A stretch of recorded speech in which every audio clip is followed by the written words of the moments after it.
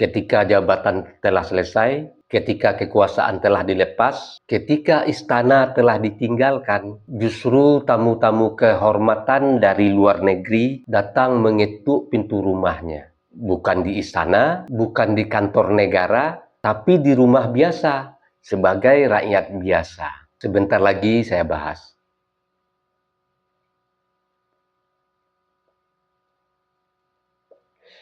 Beberapa hari yang lalu, Duta Besar Belanda datang bersilaturahmi.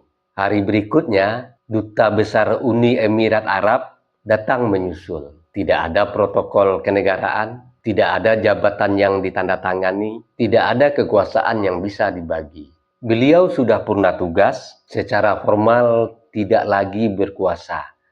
Titik. Dan di dalam negeri masih ada yang menghina, masih ada yang memfitnah, masih ada yang menuduh tanpa henti.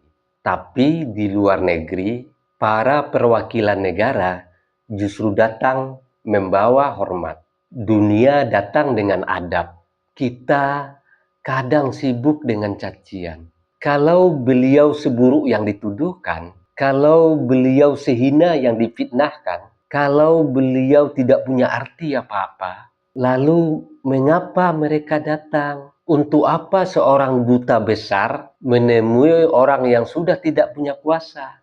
Pertanyaan ini bukan untuk membela siapa-siapa, tapi untuk mengajak kita berpikir sebagai manusia berakal. Ini bukan soal mengagungkan seseorang. Ini soal bagaimana bangsa lain memandang martabat pemimpin yang pernah memimpin di negeri ini. Ketika dunia memberi hormat kepada mantan pemimpin kita, sejatinya mereka sedang menghormati Indonesia. Dan ketika kita sibuk merendahkannya dengan fitnahan dan cacian, yang jatuh bukan hanya nama seseorang, tapi wibawa bangsa sendiri.